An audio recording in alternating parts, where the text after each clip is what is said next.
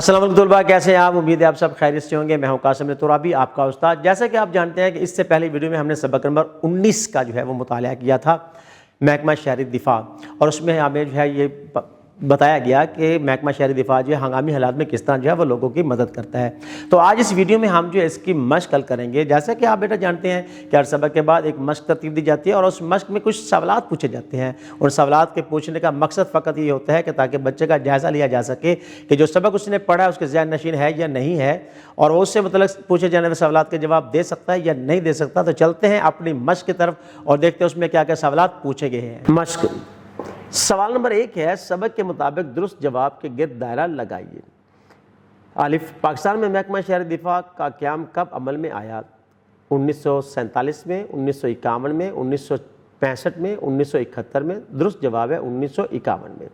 بے، قدرتی آفات کی مثال کون سی ہے؟ بم دھماکہ، آگ لگ جانا، زلزلہ، فضائی حملہ۔ درست جواب ہے زلزلہ۔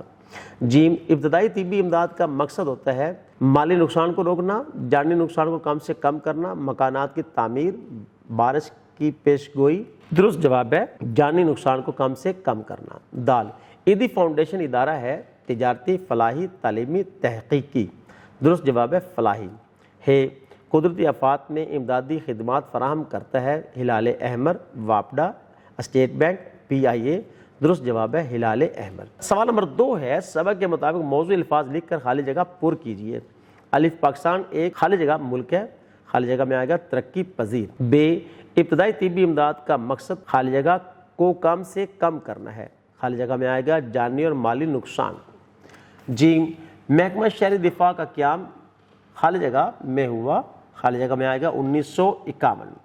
دال، کورونا کی وبا کے دوران پاکستان نے اپنی خالی جگہ بچانے میں کامیابی حاصل کی، معیشت کو خالی جگہ میں کیا لکھیں گے؟ معیشت۔ ہے، جدید ٹیکنالوجی میں امدادی کاموں کے لیے خالی جگہ اور ڈرونز استعمال کیے جاتے ہیں، ریسکیو الرٹ۔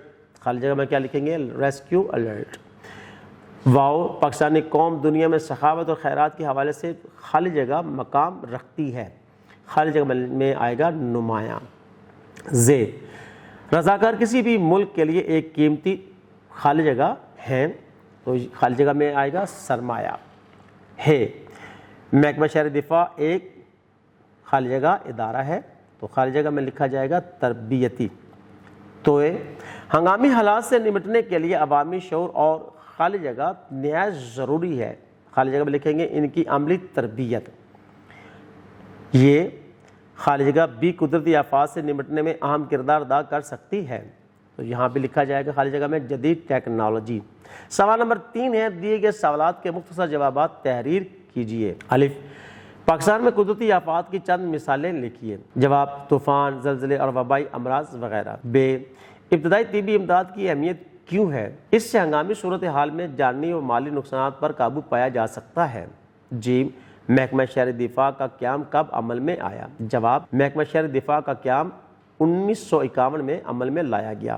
دال، کورونا کی وبا کے دوران محکمہ شہری دفاع نے کس طرح اپنا کردار ادا کیا؟ جواب، دیگر فلاحی اداروں کے ساتھ مل کر اہم کردار ادا کیا۔ ہے، پاکستانی قوم کو سخاوت کے حوالے سے دنیا میں کس مقام پر شمار کیا جاتا ہے؟ جواب ہے، پاکستانی قوم کو سخاوت اور خیرات حوالے سے دنیا میں بلند مقام پر شمار کیا جاتا ہے۔ سوال نمبر 4، دیے گئے سوالات کے تفصیلی جوابات تحریر کیجیے۔ اساتذہ کرام تختہ بورڈ پر ان سوالات کے جوابات لکھیں اور کاپی پر نقل کرائیں تاکہ بچے بار بار یاد کریں اور لکھنے کے قابل ہو سکیں۔ زبانی اظہار۔ سوال نمبر 5، آپ کے خیال میں پاکستان میں سب سے زیادہ نقصان دہ قدرتی آفت کون سی ہے اور کیوں ہے؟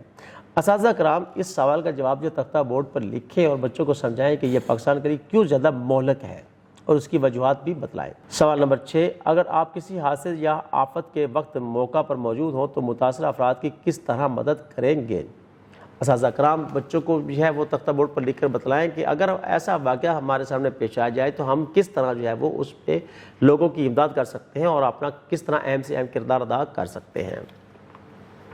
سوال نمبر 7 ہے، دی ہوئی معلومات کو غور سے پڑھیے اور اس کے اہم نکات بیان کیجیے۔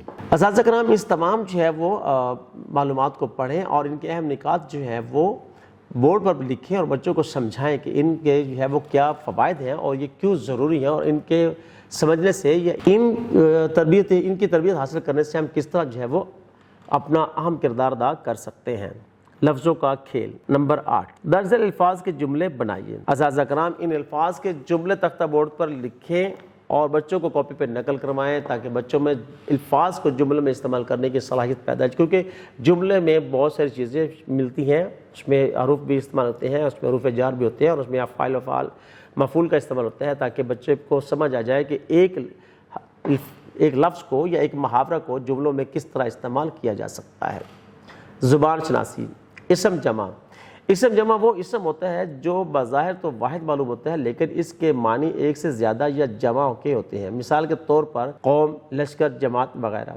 سوال نمبر 9 ہے، درج ذیل الفاظ کے ساتھ درست اسم جمع لکھیے۔ اساتذہ کرام ان الفاظ کے سامنے جو ہے وہ درست جو ہے وہ اسم جمع لکھیں تاکہ بچوں کو جو ہے وہ ان میں صلاحیت پیدا ہو اور پہچان پیدا ہو جائے کہ ایک لفظ جو ہے وہ اسم جمع ہے تو کیوں ہے۔ تخلیقی لکھائی۔ سوال نمبر 10، سبق محکمہ شہری دفاع کا خلاصہ تحریر کیجیے۔ اساتذہ کرام تختہ بورڈ پر خلاصہ لکھ کر بچوں کو کاپی پہ نقل کروائیں۔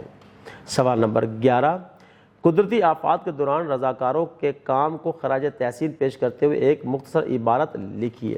اساتذہ کرام رضاکاروں کی خدمات پر جو ہے وہ ایک دو پیراگراف کی جو ہے عبارت لکھ کر بچوں کو کاپی پہ نقل کروائیں تاکہ بچے بار بار اس کو پڑھیں اور ان کے اندر خود بھی صلاحیت پیدا ہو سکے کہ وہ خود سے بھی لکھنے کے قابل ہو سکیں۔ جی عزیز طلبہ، امید ہے آپ نے تمام سوالات بڑی توجہ کے ساتھ جو ہے وہ حل کیے ہوں گے اور کوئی سوال جو ہے وہ مس نہیں ہوا ہوگا، آپ نے ہر سوال کو بڑی توجہ سے کیا ہوگا۔